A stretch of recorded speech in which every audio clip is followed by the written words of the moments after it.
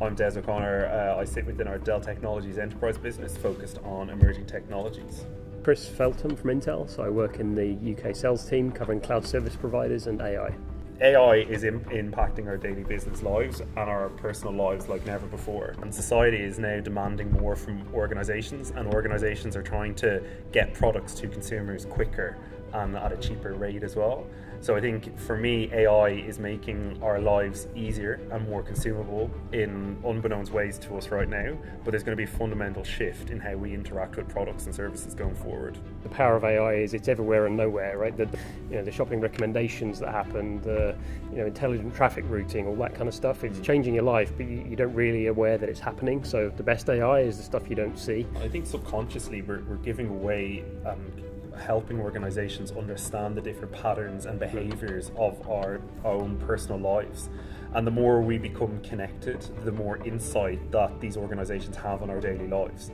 And that's going to fuel further AI, machine learning, deep learning patterns. But there's also an element of how AI can really benefit our daily lives from a safety perspective as well. From a self-driving vehicle right through to a retail experience, AI is implementing the interaction and touch points that we have with thousands of companies. There's some really interesting use cases around health, whether it's medical imaging, when you go to see a doctor and they take an X-ray or an MRI scan, can an AI help to more properly diagnose that condition? We've had other examples where developers have looked at a solution like this little device, which is basically AI on a USB stick, and they've developed a technology to visually look at a water sample and determine whether it has harmful bacteria in it or not. And that can be deployed anywhere in the world where there's no laboratories, no chemicals, and have a massive impact on the health of the population living in that area. So there's just countless examples of AI. It's almost impossible to keep up with, but every facet of life that you look at, AI can improve it in some way. Industry 4.0 is obviously a buzzword out there. Each of the industrial revolutions have made things simpler and more efficient. With Industry 4.0, it's the world of digital transformation. And what we mean by that is everything is connected, right through from the edge to the core to the cloud to the infrastructure itself. And having that data sensors where it's gathering the data. I often think about organizations have a wealth of data, but if it's not in a healthy condition to be actually processed into some business value and to have some business outcome focus, there's no need to have it. But Industry 4.0 is changing the nature, again, as I mentioned earlier on, around the engagement with organizations and how we purchase and process different efficiencies within our personal and work lives. You look back at the previous industrial revolutions, there's obviously they're each very different, but there's also some common themes. And the common theme is there is always a technology or technologies that really is the spark for the change. So when you go back to Industry 2, that was mass production, triggered by electrical power, electrical distribution, that was the spark. If you look at Industry 4, or the fourth industrial revolution, the number of sparks or kind of accelerants, if you want to call them that, is just vast. I mean, it's AI, it's IoT, virtual reality, cyber security, blockchain, you name it. There's so many more things that are fueling that fire.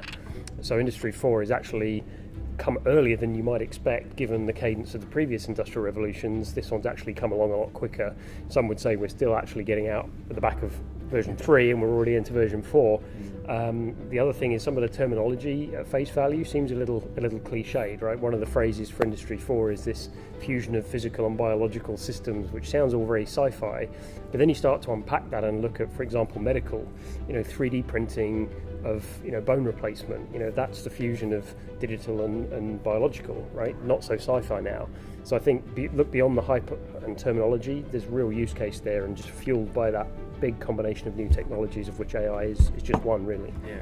And if you look at the core, the essence, you've got AI, which is helping machines learn, but there's also the element of RPA, robotics process automation, and how that can make rule-based tasks much more efficient for organizations. So we're seeing a number of different use cases, predominantly within fast food, around RPA mixed with AI, so around smart RPA, and RPA arm robots flipping burgers and actually making the process more efficient for people to consume the products and their personalized products, or food in this instance, in a very fast and efficient way.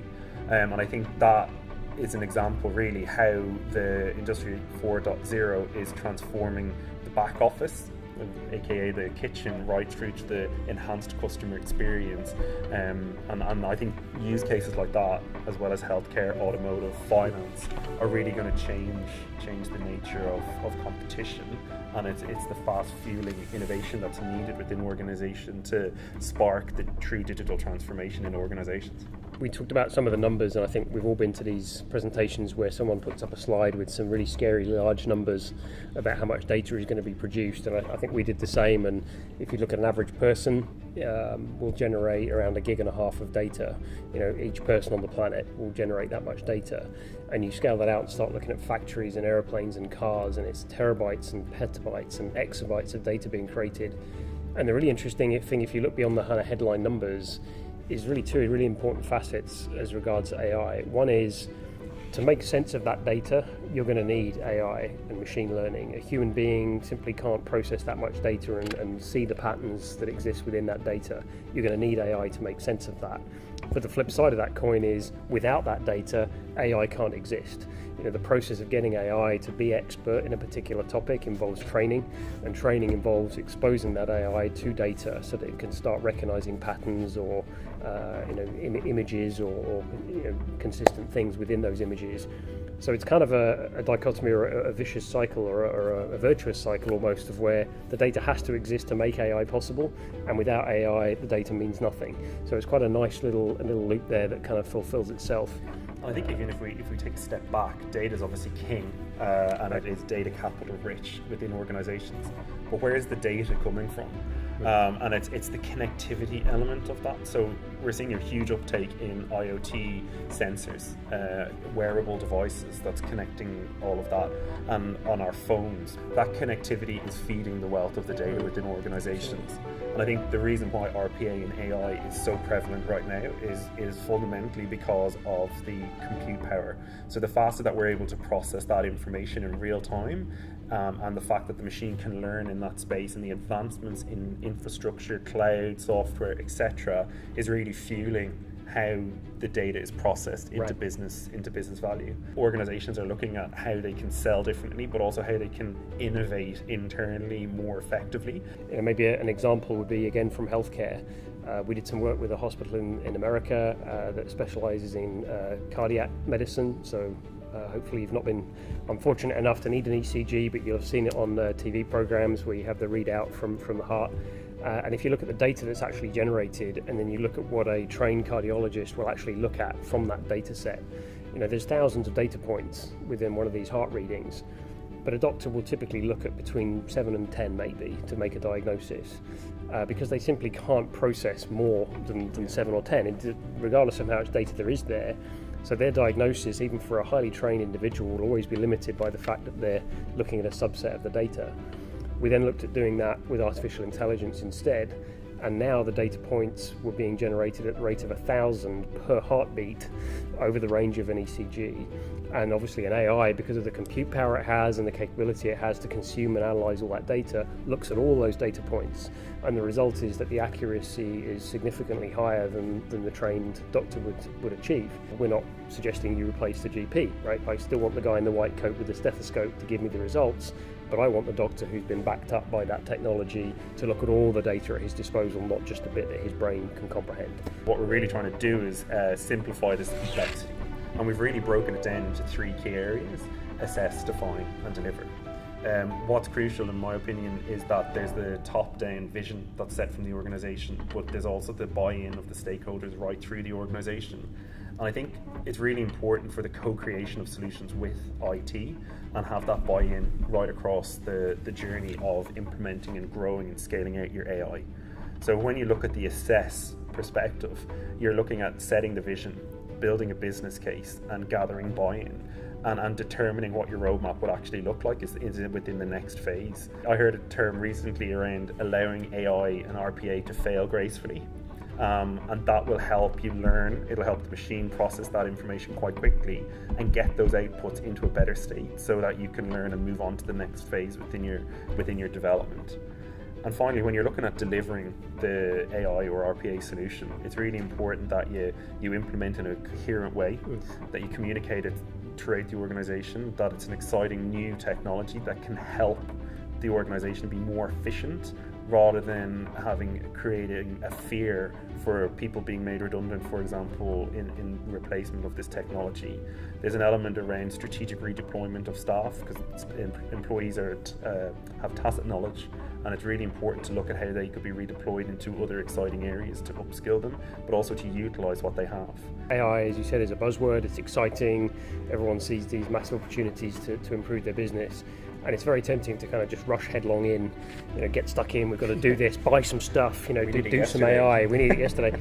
But I think really important right up front, and you talked about assessing and setting the vision, is, ask yourself, what is the question you're trying to answer? What is the problem you're trying to solve? Let's take a manufacturing company as an example. You're making things. Let's say you want to understand how many of those things to make. Well, that might be a problem that you don't need AI to solve. That might be a problem that's perfectly well answered with business intelligence and some existing solutions that you may already have. So don't rush to fit AI to every problem. Understand what the problem is and what the right solution is. But let's assume now you're trying to look at yield of those products. That's when things maybe start to get a little bit more complicated. Let's say you're building or manufacturing a drug. The yield picture for making a drug is incredibly complicated. There's so many factors at play when you build a drug or you manufacture a drug to make sure you're getting the yields that you need. And rapidly you get to the point where a human can't really comprehend all those vectors. So again, maybe that's now getting into the realm of machine learning, statistical analysis. So it's fitting the right technology to the right solution. Let's take an example of a manufacturer of a product, right? Intel builds processors, and as we ship those out of the factories, they're visually inspected for any signs of damage. We've actually replaced the people in that process with a first stage of AI and computer vision looking at those products to see if there's any visual signs of damage, and if there is, they're actually then passed on to a human that will make the final decision on yes, these are damaged, or no, they're not. That's a really good case for AI, specifically computer vision and deep learning. So the point is, be really clear what it is you're trying to achieve. Automation would be the final one on that list. RPA is clearly an answer to that, but it's only the answer to it if the question is, how can I automate something? Yeah.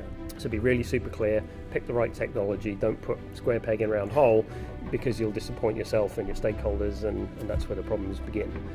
There is a lot of fear out there around this emerging technology, but it is human and machine, and that's really prevalent in a lot of the reading and the thought leadership that's out there. Right. And I think at Dell Technologies anyway, it's driving human progress. So it's going back to the point of making people more efficient in their job. As a society, we're becoming more demanding because everything is at our fingertips right now. So we want things immediately and in real time, both from our shopping patterns right through to other bits of information that are fed through from a smart city, for example. Yeah. And that element is really, really important to blend both of them. Right. But it is it's a longer term strategic essence of where the organization's going. Yep. And it was really interesting because there was a question asked during the session around the culture and the buy-in of people within the organization. And it's around setting that vision at the start and the co-creation of feeling people have the buy-in from the start on how it can improve their job. And it's very much, if there's a heavy focus on customer experience, how that can free people up from jobs that are quite repetitive and quite task orientated to focusing a bit more on the engagement with the customer, for example, in the real-time retail experience as well. Humans are very versatile. We do everything. We do everything at varying levels of skill, but we do everything. And AI can be trained to do one thing particularly well. So back to the point about what problem are you trying to solve? Maybe the right thing to solve that with is a human still.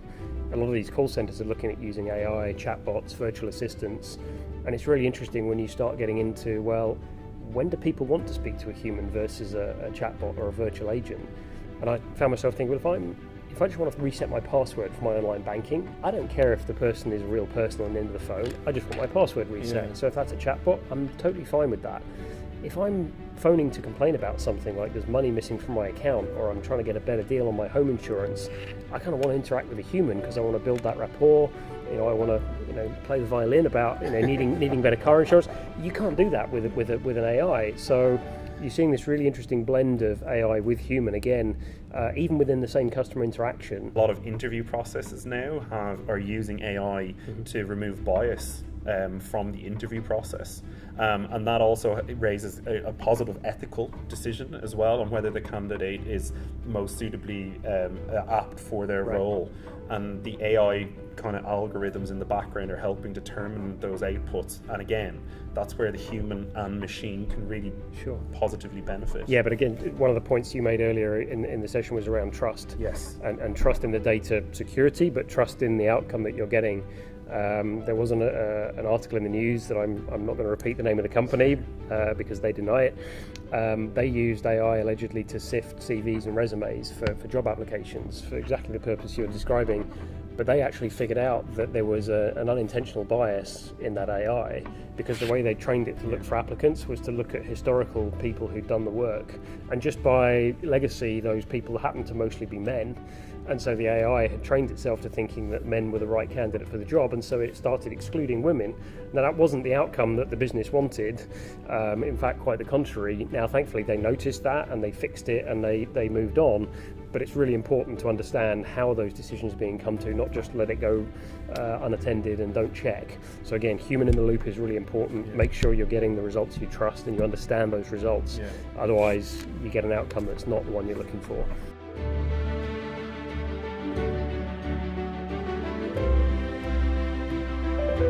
I think I nearly took Des's hand off with this, but we were using this as just a prop to show people, it's tempting to think of AI as something that sits in the data center. It churns away on big servers, crunches a lot of numbers, and of course that's certainly part of the truth. But actually AI, as we've already been talking about, extends right the way from the data center all the way to the edge.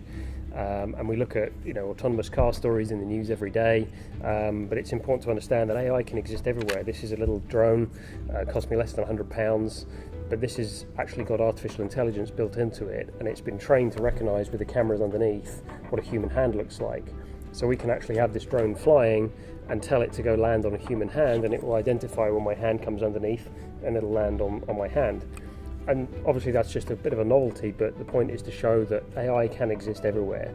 The technology that's in here can be packaged up as this USB device that I showed earlier. We can bring AI to any product on the planet with a USB port can have AI added to it.